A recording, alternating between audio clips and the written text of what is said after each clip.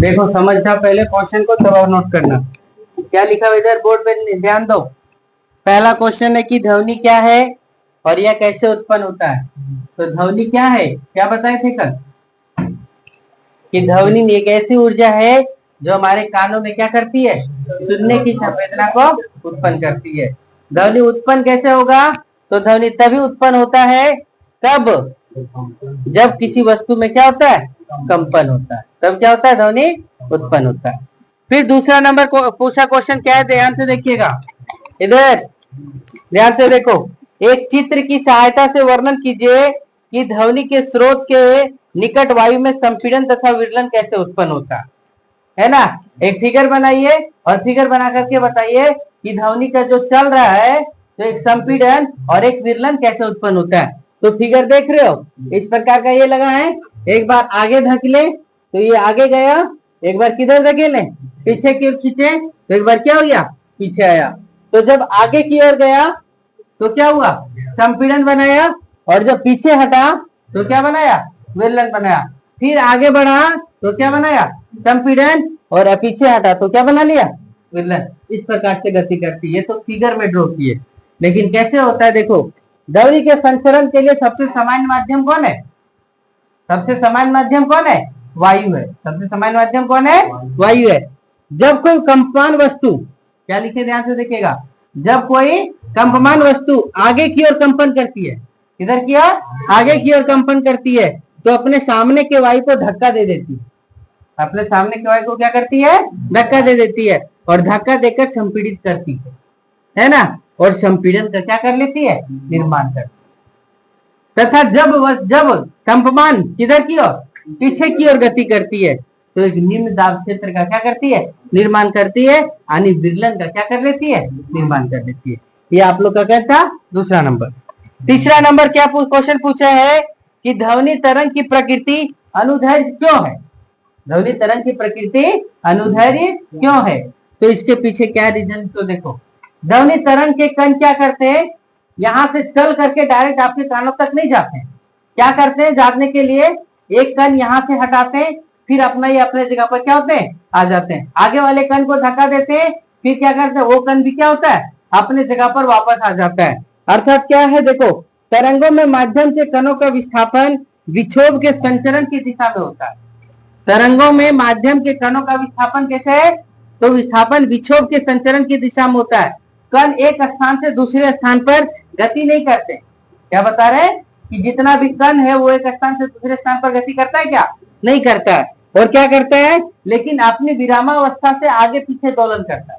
यहाँ है जहां होना चाहिए, वहां से क्या होता है, आगे पीछे की ओर क्या करता है, दोलन करता है। तो अपनी विरामावस्था से आगे पीछे की दोलन करते हैं, तो ठीक इस प्रकार ध्वनि तरंग क्या हो जाती है, संचरित होती है।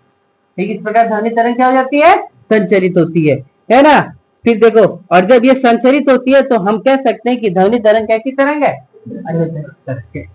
फिर आया ये जो चौथा नंबर क्वेश्चन पूछा है कि ध्वनि का कौन सा गुण अभिलक्षण किसी अंधेरे कमरे में बैठे आपके मित्र की आवाज को पहचानने में आपकी सहायता करता है। बिना दोस्त को देखे हुए आप कैसे कह सकते कि नहीं वही लड़का बोल रहा है। तो ध्वनि की किसके कारण से, गुणता के कारण से हम लोग बोल लेते हैं कि क्या बोल रहा है, ये वही लड़का बोल रहा है। फिर पांचवा नंबर क्वेश्चन पूछा कि तड़ित जो चमकता आसमान में, उसका गर्जन तथा चमकन, यानी गर्जना तथा चमकना दोनों क्या होता है, साथ साथ होता है। गर्जना तथा चमकना क्या होता है, दोनों साथ साथ होता है। और जब साथ साथ होता है तो दोनों साथ क्यों नहीं सुनाई देता, दोनों साथ सुनाई देना चाहिए। तो दोनों साथ इसलिए नहीं सुनाई देता है क्योंकि ध्वनि की चाल 332 मीटर पर सेकेंड है, जबकि प्रकाश की चाल 3 लाख किलोमीटर पर सेकेंड है। यानी ध्वनि क्या करती है, एक सेकेंड में 332 मीटर जाती है, लेकिन जबकि प्रकाश कितना जाती है, 3 लाख किलोमीटर पर सेकेंड जाती है। यानी एक सेकेंड में 3 लाख किलोमीटर जाती है। समझ गए, ये था। फिर छठा नंबर क्वेश्चन क्या है कि किसी व्यक्ति की औसत श्रेय प्राश, व्यक्ति की क्या है, औसत श्रेय प्राश 20 हर्ट्ज से कितना, 20 किलो हर्ज है। 20 हर्ज से कितना, 20 किलो हर्ज है। यानी 20 किलो हर्ज मतलब कितना, 20,000 हर्ज है। तो इन दोनों आवृत्तियों के लिए ध्वनि तरंगों का तरंग दैर्घ्य ज्ञात कीजिए। और वायु में ध्वनि का वेग कितना दिया हुआ है, 344 मीटर पर सेकेंड। तो देखो ध्वनि का वेग कितना दिया हुआ है 344 मीटर पर सेकेंड। आवृत्ति पहला जो आवृत्ति दिया हुआ है वो 20 हर्ज दिया हुआ है। कितना दिया हुआ है 20 हर्ज। और दूसरा जो आवृत्ति दिया हुआ है वो कितना 20 किलो हर्ज दिया है, यानी 20,000 हर्ज दिया हुआ है। हम लोग दोनों आवृत्ति में तरंग दैर्घ्य ज्ञात करने के लिए बोला, तो वेग बराबर हम लोग क्या जानते हैं फॉर्मूला, तरंग दैर्घ्य गुने क्या आवृत्ति। वेग बराबर तरंग दैर्घ्य गुने क्या आवृत्ति। जब पहला आवृत्ति के लिए हम तरंग दैर्घ्य निकालेंगे तो इसीलिए तरंग दैर्घ्य 1 लिख दिए, और तरंग दैर्घ्य 1 बराबर वेग बटा आवृत्ति 1 है ना। तो वेग कितना है 344 मीटर पर सेकेंड, और आवृत्ति पहला कितना है 20 हर्ज है ना। तो 344 बटे 20 करेंगे तो कितना हो जाएगा, भागा देंगे तो 17 कितना 2 मीटर। अर्थात पहला का जो तरंग है, यानी जब किसी व्यक्ति का श्रय परास कितना 20 हर्ज है तो उसका वो कितना उसका तरंग दैर्घ्य है 17.2 मीटर। और दूसरा जब पूछा कि किसी का क्या 20,000 हर्ज, कितना है 20,000 हर्ज है, तो उसका तरंग दैर्घ्य क्या होगा, तो 344 बटे जब 20,000 करेंगे तो 0.0172 मीटर। समझ गए। फिर 7वां नंबर क्वेश्चन क्या है, ध्यान से देखो। दो बालक है और दो बालक एक एल्युमिनियम का पाइप लिया हुआ है ना। और एल्युमिनियम का पाइप लेने के बावजूद क्या बोला है कि एक क्या कर रहा है, एल्युमिनियम के पाइप में एक इधर बैठा हुआ है क्या दूसरे किनारे, एक इधर किनारे क्या दूसरे किनारे बैठा हुआ।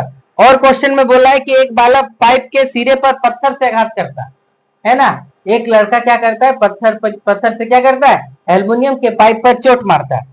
तो दूसरे सिरे पर जो स्थित बालक है तक वायु तथा एल्युमिनियम से होकर जाने वाली ध्वनि तरंगों द्वारा लिए गए समय का अनुपात ज्ञात करो।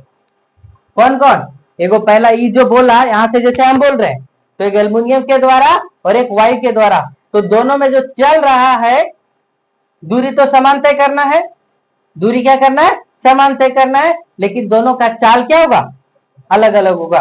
क्यों, एल्युमिनियम में ध्वनि की चाल कितना है 6420 मीटर पर सेकेंड, और वायु में ध्वनि की चाल कितना है 332 मीटर पर सेकेंड।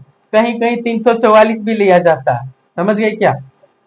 इसलिए देखो एल्युमिनियम में ध्वनि की चाल 6420 मीटर पर सेकेंड और वायु में ध्वनि की चाल कितना 332 मीटर पर सेकेंड। यहाँ पर थोड़ा और भी आगे जाता, क्योंकि लिखते क्या दूरी बटे चाल, क्या लिखते समय बराबर दूरी बटे चाल। तो समय बराबर दूरी बटे चाल, तो दोनों का दूरी जो है पाइप का दूरी तो एक ही है, तो कौन कितना जल्दी चलेगा, तो दूरी बटे चाल लिखते। तो ये क्या हो गया, एल्युमिनियम में ध्वनि की चाल बटे वायु में क्या ध्वनि की चाल। तो ये क्या हो गया 6420 बटे कितना 332 लेकर के हम बनाए, तो 6420 बटे कितना 332, तो ये कट गया तो कितना या 1605 बटे कितना 83, यानी ये 1605 बटे कितना 83 सेकंड का अनुपात, यानी 1605 अनुपात कितना 83। यदि कोई 344 लेके बनाता है तो आंसर आता है 18.55 अनुपात कितना 1।